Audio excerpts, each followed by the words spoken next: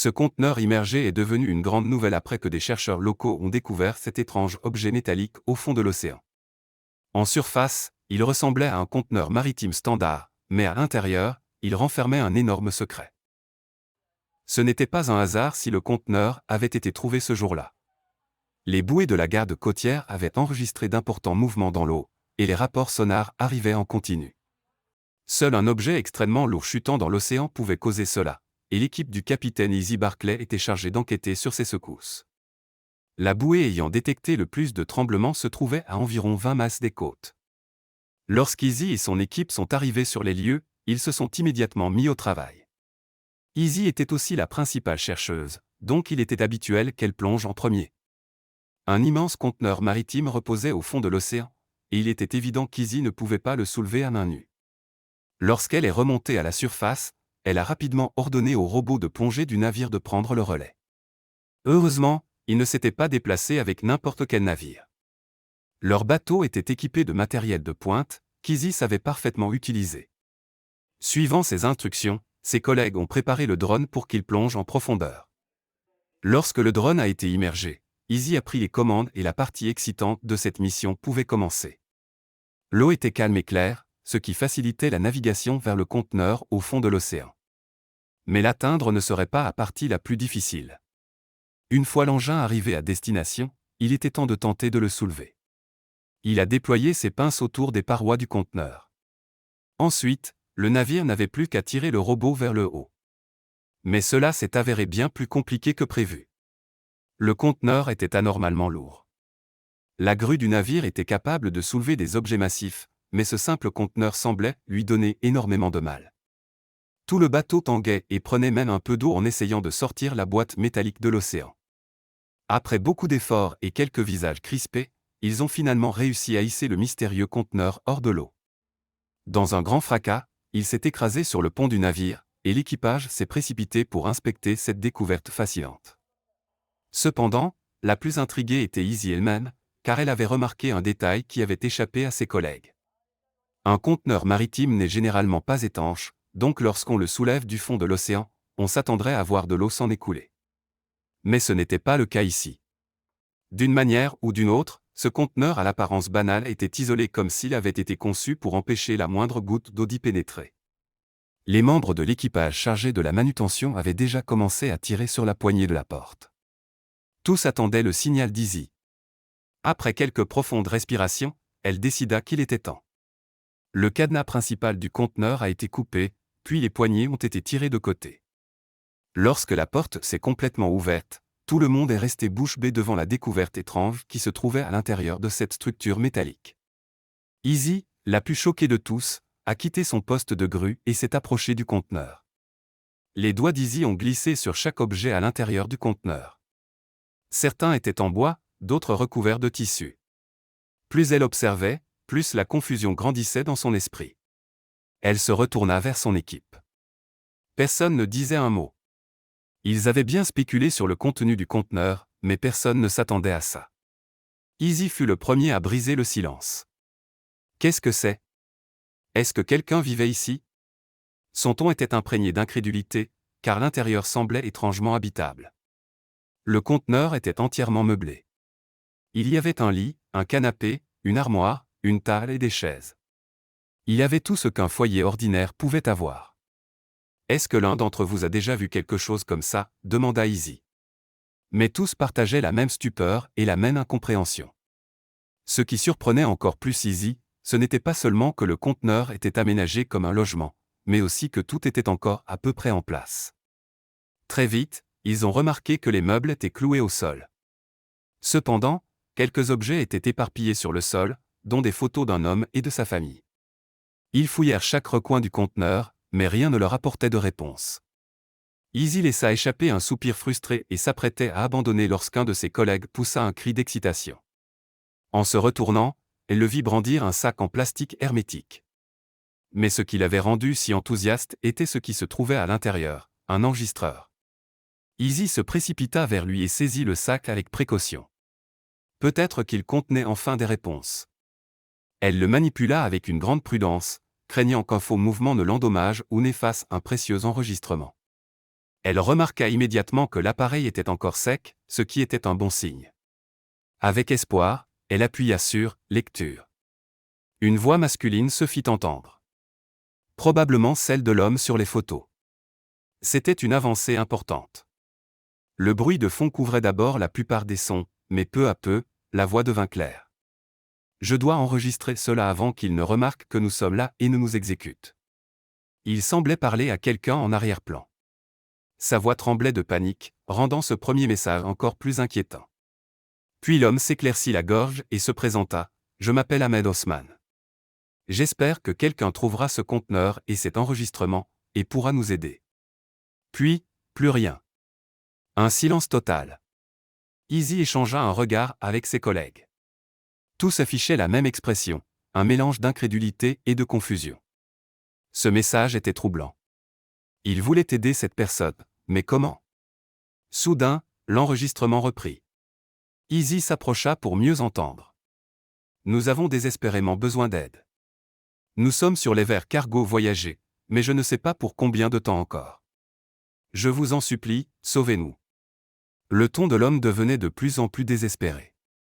Un silence de plomb s'installa dans la pièce. Tout le monde avait compris que quelque chose de terrible était arrivé aux occupants de ce conteneur. Le navire en question avait déjà été aperçu plusieurs fois, mais ne semblait accoster que brièvement. Il ne faisait que se ravitailler et déplacer quelques marchandises, alors qu'il était pourtant rempli de conteneurs. Easy fronça les sourcils. Pourquoi un navire transportant des conteneurs accosterait-il si peu de fois sans charger ses cargaisons? Ce comportement étrange la troublait profondément et éveillait des soupçons. Elle en parla avec ses collègues, qui partagèrent son inquiétude. Quelque chose de louche se passait avec ce navire. Easy consulta à nouveau la base de données des journaux de bord, espérant y trouver plus d'informations sur le bateau. Son cœur fit un bond lorsqu'elle remarqua la dernière position connue du navire. Les rapports inhabituels et l'enregistrement inquiétant étaient suffisants pour la convaincre de le retrouver. Le navire n'avait pas été vu très loin, il pourrait y arriver rapidement. Et s'ils avaient bien interprété les paroles de l'homme dans l'enregistrement, chaque seconde comptait. Easy s'assura que tout l'équipage était sur la même longueur d'onde et fut soulagé de voir qu'ils partageaient tous son inquiétude. Elle transmit au capitaine les coordonnées de la dernière position connue du navire. Lorsqu'ils arrivèrent sur place, ils furent surpris de voir le bateau flotter à 20 km des côtes. Même si Easy et ses collègues étaient curieux de découvrir ce qui se passait, ils étaient aussi anxieux à l'idée de s'approcher. L'enregistrement était terrifiant, et ils savaient que ce n'était pas une simple mission pour eux, ils avaient besoin d'aide. « Je vais prévenir les gardes-côtes et la police », déclara Easy avec détermination. Elle s'arrangea pour que, lorsque la police et les gardes-côtes arriveraient, leur propre navire soit hors de vue du cargo. Une fois les officiers à bord, Easy leur expliqua rapidement la situation et leur fit écouter l'enregistrement. À son grand soulagement, ils la crurent et prirent l'affaire très au sérieux. Mais un problème majeur demeurait, d'après les rapports, le cargo accostait brièvement pour éviter d'attirer l'attention. Si les criminels voyaient la police approcher, ils refuseraient sûrement de les laisser monter. Il fallait un plan.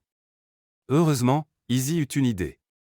Les policiers pouvaient emprunter des vêtements aux chercheurs et approcher le navire déguisé. Il était moins probable que l'équipage refuse l'entrée à un groupe de scientifiques. Vous pouvez dire que nous étudions la migration des poissons dans la région et que leur bateau est idéalement positionné pour effectuer des relevés, suggéra Easy. Son cœur battait à tout rompre tandis qu'elle s'approchait du cargo en compagnie de 2 policiers. Le trio utilisa un petit canot pneumatique arrimé à leur navire de recherche pour parcourir la distance. Une fois à proximité, Easy demanda l'autorisation de monter à bord. Tout de suite, elle comprit que quelque chose clochait. Le capitaine n'ouvrit pas immédiatement.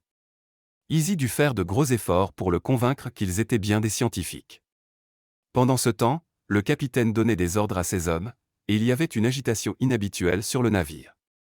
Ils attendirent une demi-heure avant d'obtenir une réponse. Finalement, les marins abaissèrent une échelle pour les laisser monter. Le capitaine les accueillit d'un ton bourru lorsqu'ils posèrent enfin le pied sur le pont. « Vous avez 1 heure », déclara-t-il avant de renvoyer tout le monde au travail.